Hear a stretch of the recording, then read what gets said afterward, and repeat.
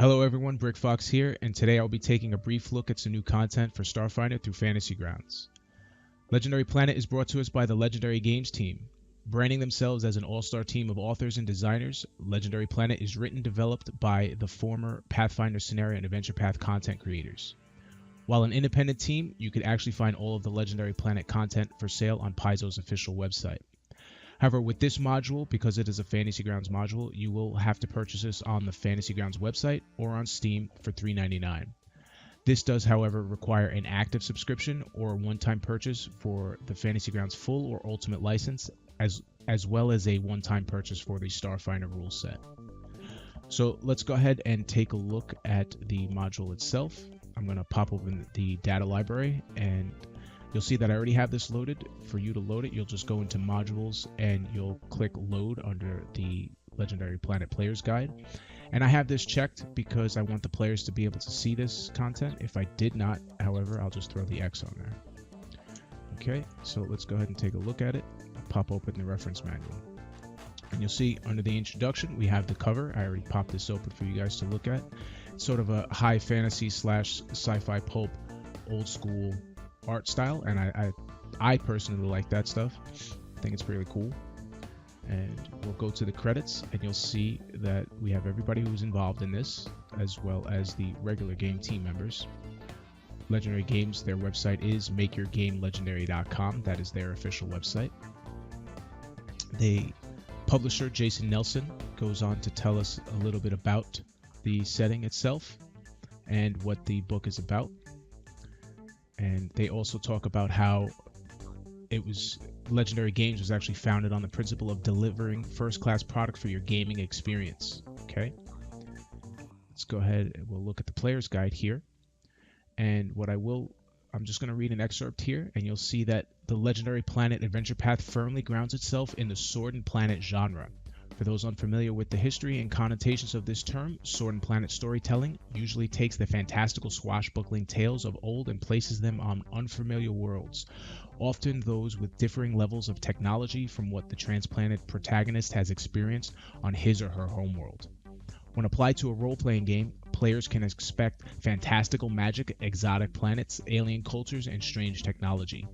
Because of the overall emphasis on fantasy norms and the use of swords and other melee weapons, the genre is referred to as the Sword and Planet rather than the Gun and Planet, despite the technological differences that often encompasses the genre. As such, melee weapons and less technological ranged weapons such as longbows, crossbows, and spears still have their place in the game. Now, they're not saying that you are limited to these, they're just letting you know that you will find a lot of less and different technology, as well as when you're showing up in your type of armor, you sort of want to roleplay it to look a little bit different than just the pack world setting of the high technology, because you are going to run into beings that do have the same level of technology. It just doesn't look like high level technology. All right, so let's continue on. We'll look at these. We have 4 new alien races to choose from as players, and you'll see that we have the Atutane, who are like cybernetic humans, right? And it goes on to talk about their physical description of what they usually sort of look like, their society, and how their culture is. You'll see their relations with other races and who they mix well with and don't really mix well with, their alignment and religion, right? And they talk about their tendencies on how they sort of act in their day-to-day lives. We have some sample names of what they sort of go by, and their racial traits, right? And this is the meat and potatoes right here of what we're sort of looking for to create one of these races. Everything else is filler, and that's well and good, and I personally love that type of stuff. But you'll see that you have all your options, and if I were to go into the races, right, and I'll go ahead and click that, you'll see that I have the races here to choose from and to drag into the character sheet. And we'll go ahead and do that at the end really quick. Okay, you'll see that we have some extra stuff for this race. We have build points for the Atutane, which are sort of like cybernetic implants, and we get to choose a component equal to 3 plus their initial constitution modifier. So I think that's an interesting option. and you get a lot to choose from. All right. The next race we have is Chlorvian, and these are humanoid plant people, and they're known for their diplomatic grace and easy charm. So these might make really good envoys, and you'll see that they do get a +2 to their charisma. Okay, but what I do notice here is they also have something called Verdant Heart, and people who choose to be mystics with the Xeno-Druid connection, they get to treat their wisdom score as 2 points higher. So you choosing this, you might actually get a little extra stat increase for this specific class. You got some other cool options about diplomacy and some stealth checks in a specific setting, which is forest, jungle, or swamp. We have the Trithari race, okay? And these guys might actually closely be related to Kasathas with their 4 arms here. And I believe they actually talk about that they, if we go into relations, I believe they talk about it somewhere. But I think that's pretty cool. Right? They're these redskin 4 armed race. And again, you have their society, their physical description, their relation with other races. Right? Look at this. They have an obvious appreciation for Kasathas, with most theories suggesting the 2 races share a common ancestor in their long-forgotten history. Okay. We have some racial traits for them. And you'll notice that if you look under languages, it talks about, we'll read this one specifically, Trithari begins play speaking common in Trithari, and Trithari with high intelligence scores can choose from the following. Okay, so they're sort of limiting their languages, which is a good, and it depends on your viewpoint. It could be a good or a bad thing, but in the core rulebook, you can choose from any language depending on your intelligence modifier, right? But with this, you're sort of limited, and I think from a role-playing standpoint, that's actually a better thing, because these are sort of the languages this race is sort of around, and as the GM, yes, if you were to put these in a different setting outside of Legendary Planet, you might want to broaden that spectrum, but for this setting especially, these are sort of what they're sort of being around, and I think that's a cool little option. We have some extra stuff here, and multi-armed. They have 4 arms, so just like Kasathas, they can hold and wield up to 4 hands worth of weapons, but it doesn't increase the amount of times they get to use those weapons, right? And we have the Savar, which are like dinosaur creatures. And you'll notice that I click this open, and this image is pretty small, right? And let's go ahead and look at the other ones really quick. Yeah, these are a little bit small, these images. And they do pixelate just a little bit. These cutouts are just a little weird. Yep, pretty small.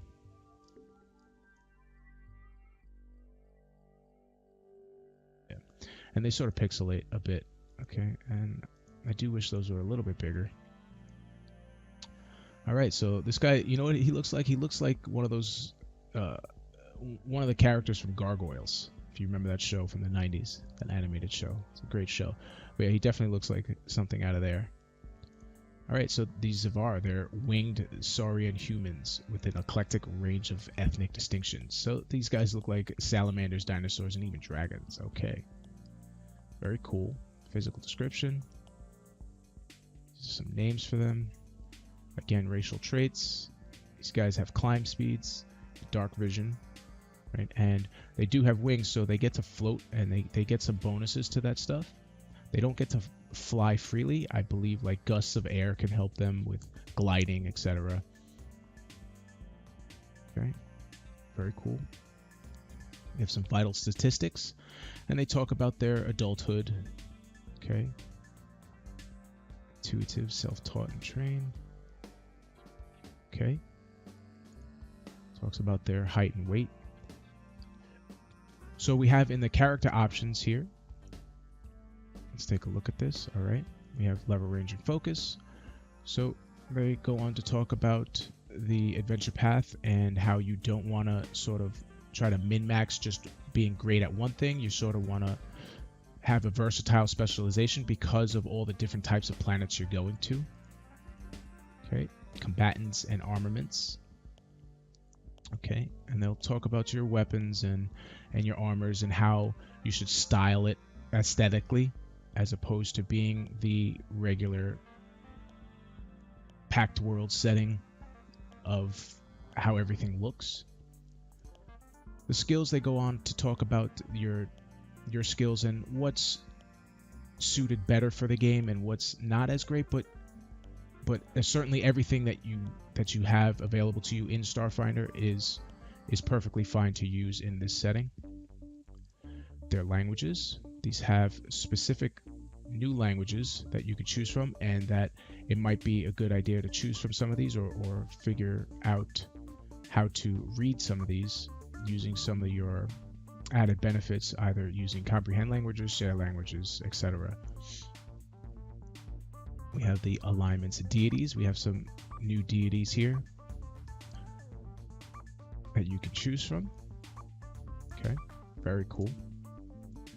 Classes and options. So they talk about how the different classes fit into this setting, as well as Pathfinder classes.